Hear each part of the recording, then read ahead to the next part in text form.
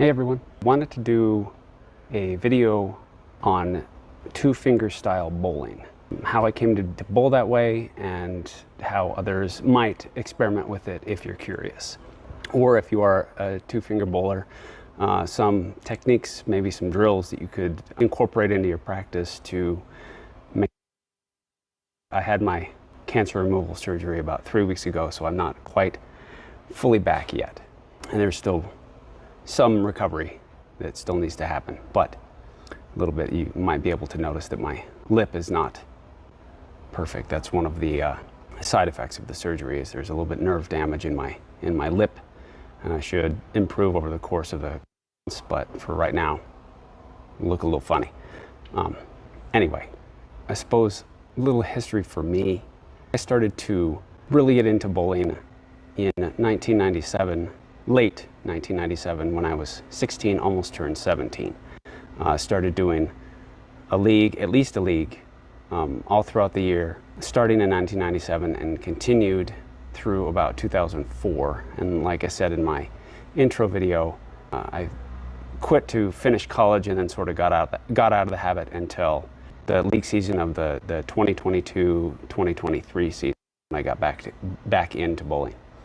Anyway, when I was 16 in this league, I started with basically a straight ball for the most part. First week or two, I used a house ball, and then I purchased my own ball, which I still have, and I've highlighted in many videos. It's my spare ball, which I will show. Okay, so this is the ball I was talking about. Again, his name is Bob. I've had him since 1997. It's an Ebonite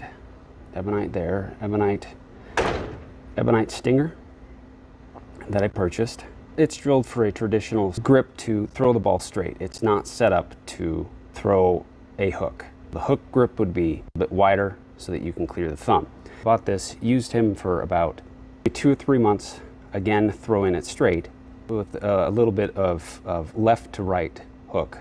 Problem is I've never taken a lesson ever in my entire life, trying to figure things out on my own. So when I first started to try to throw a hook, I tried to use this ball. This ball, I didn't know. I was 17 years old, 16 or 17, right around there. I didn't know. Just ignorance on my part. And so when I first started to try to throw a traditional hook for a right-hander, I was using this ball. This ball is not set up, again, like the drilling. Realistically, when we're throwing the hook, if you're using 3 fingers, the thumb hole would need to be about down here, not here. And so when I first started trying to experiment with throwing a hook with this ball, there's too much of my thumb in the way. And so when I was trying to figure it out, I couldn't get my thumb out of the way. And so I kept hurting myself. By hurting myself, I couldn't clear my thumb out of the way, and then I go to start rotating the ball, and my thumb's still in the hole, so like realistically, I was almost trying to break my thumb. It was very uncomfortable, couldn't figure it out, got very frustrated. What I did is I just took my thumb out of the ball, just used the 2 fingers, and that immediately worked. Immediately worked. I threw it maybe 2 or 3 times that were went into the gutter or whatever, and then by the 4th or 5th ball, I had it. It was working. Realistically, I've never looked back. Okay, now, at least in pros, for the professional bowlers on the national tour, I'm sure there are many that compete in the regional tour, but obviously they don't have the name recognition as a national tour person does. But there are 2 national tour bowlers that are two-finger style, or at least one was. I think now Tom Smallwood, who used to be a 2-finger bowler, now does drill a thumb hole sort of a little off to the side. The traditional setup for fingers is you've got the 2 up here and just straight down, and you can see where this has been plugged a couple times. Straight down you have your thumb hole. I believe Tom Smallwood now has the traditional 2 fingers up here, and then his thumb hole is a little bit over to the side, like up here, like over right about here. But I remember seeing in a recent tournament not too long ago that he did have a thumb hole.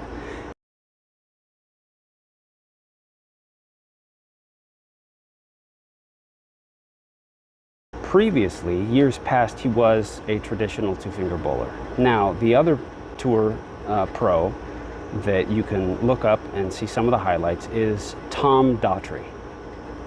Now, he is a traditional two-finger bowler.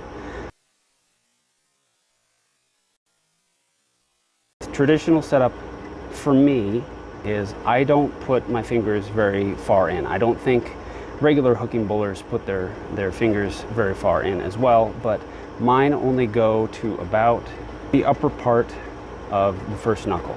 Like that's all I do. That's how far it is. Only about up to my knuckle. So right about there. That's all. That's it. That's all. That's as much as I put into it. And then the way that I hold it is I put my thumb basically over where the thumb hole would be. So again, from this view, once I have my hand underneath it, when I'm set and ready to go, I put my thumb basically over the thumb hole like this. Now, I'll include a couple of videos of releases of traditional three-finger bowlers and their release at the line. But realistically, their release at the line and my release at the line really aren't any different from what I've seen. So I will demonstrate, I will do a couple of slow-mo releases so you guys can see what's going on with that. And I will compare it to some pros on tour and their releases with the thumb. So as I release, what my hand is doing during the release is when I get to the line and I want to release, I'm basically doing this motion. Like really just about that. Like as the fingers are coming out of the ball, I'm just rotating a little bit like this. I'm not really doing much realistically with my, it's just a little bit of a throw through, but about that much, maybe what, 90 degrees? About 90 degrees total, maybe a little bit more on it. So I will do a couple of slow motion releases so you can see.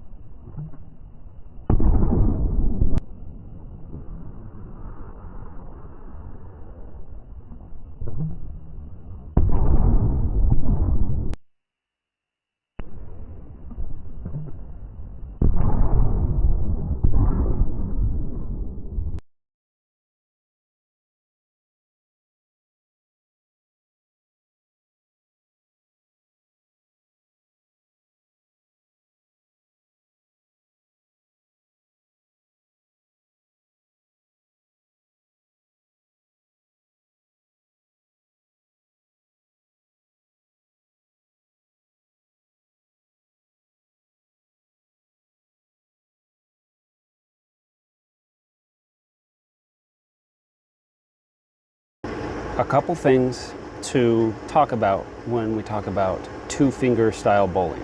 A couple of the advantages, at least from my perspective, from my personal point of view and what I do with the two-finger bowling. One thing is I don't do it as much as I used to. Before I was really able to modify my ability to take a deeper line or a straighter line, my follow through to change the line of the ball. What I used to do is I would either increase the revs or decrease the revs, and I could do that without having to change any part of my style. So typically, and I'm doing this by myself, so it's not the greatest of views ever, but when I set fingers in here, typically what would happen is my thumb sort of goes over where the plugged thumb hole was, or is. So that's my typical style right there. And then if I need to, if I'm taking too much oil and it's coming in light, I move. If it's coming in heavy, obviously I move my feet and change my line. Before, what I used to do is if I was coming in light and I needed a little extra revs, I would move my thumb this way. That way my fingers are now really crouched, ready to get out of the finger holes. When I would go up to the line and release it, it would put a little extra revs on it. Or if it was coming in heavy and I needed to take a little off, I would move my thumb the other way. And that way there's not a whole lot of pressure on my fingers as I release the ball, as I come through the ball. And so it would take a little of the revs off, and that would sort of fix the problem. Now I just change my feet and change the angle a little bit. But that's still something that I can do. Do I do it very often? No, not anymore. I used to all the time, back 20 years ago. For me, that is the thing that is good about two-finger bowling. From my perspective, and if you've been watching some of my other videos, the downside is I can be a little inconsistent on hitting the line. I'm gonna flip this video around here. Yeah, as I was saying, the disadvantage of the two-finger style is that for me, and from what I've seen, there are, you know, quite a few other bowlers that are the two fingers. They're just not quite as high average as I do, but there are a few that are pretty reasonable bowlers. The thing that I see, and I'm guilty of it from time to time, is that I have some issues hitting my line consistently some days. Others I'm right on nearly all night. Others, it's just a problem. I've been bowling realistically in the last year and a half. So there was a time in my life 20 years ago where I bowled a lot. And I was quite consistent back then. I think it was because I bowled so much that my body was just used to it, and I was able to recognize and what adjustments I might need to make if they weren't happening real. So the advantages, at least from my perspective, you don't really have to worry about the thumb. Like, that was a problem for me in the beginning. And I can modify how many revolutions I put on the ball by simply moving my thumb. You know, loading up the fingers, putting some pressure on the fingers so that they just want to get out of the ball to get more revs, or putting a little bit less on it so there's less revs. At least for me. I used to use it a lot. Like I said, I don't really use it all that much. Now I'm able to modify where I stand and my angle through my follow through, so that's not really an issue. I still use it from time to time, but I'd like to show you the difference. Some tape on my ball, the revolutions, and I will hopefully be able to show you the difference that doing the two-finger bowling can do.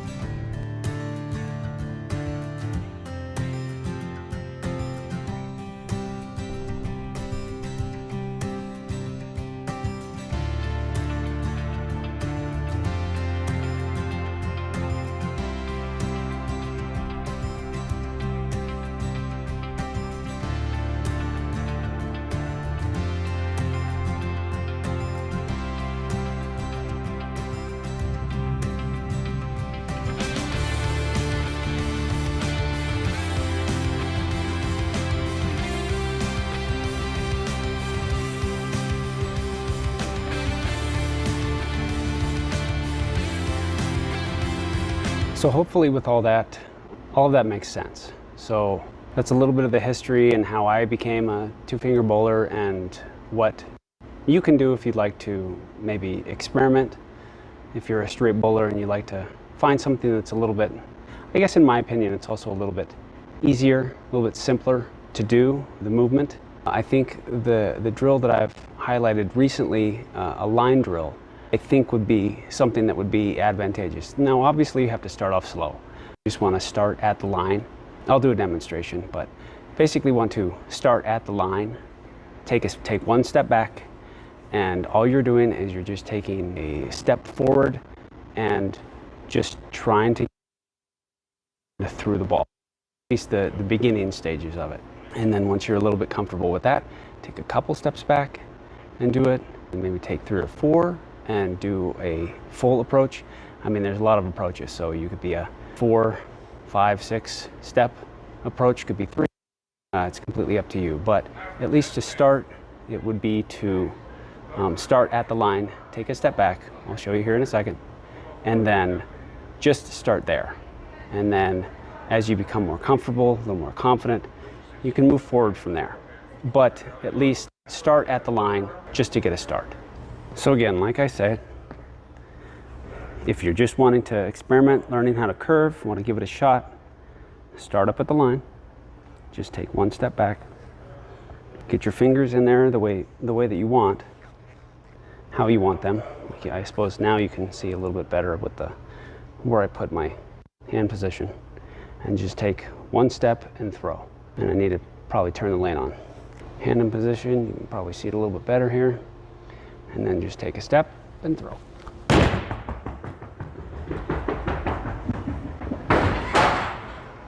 Now obviously when you're doing this, fall doesn't matter, or shouldn't. It's not the point. It's just to get a good start, a good feel for it, and how you want to do it. Again, up to the line, take a step back, get yourself in position, sort of take a step and throw.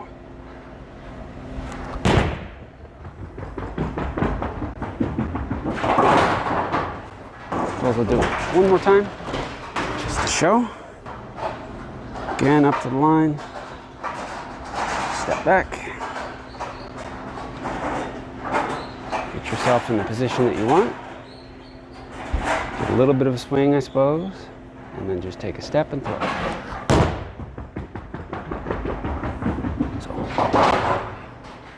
So some final thoughts. I'm recording this 2 months after I recorded the footage in the bowling alley, and I just finished day 32 of 33 on my radiation therapy, but there are advantages and disadvantages to each bowling style. No thumb bowling worked immediately for me when I started experimenting with throwing a hook. I love, truly, being able to change the amount of revs I can put on the ball with no change in how I release, my follow through, or even moving my feet. It's something I discovered about 23 years ago, and I used a lot. I still use from time to time today. Like anything, there are many options in how you want to approach something, and no thumb bowling is one of those options. It might be a stepping stone to go from a straight shot to throwing a hook.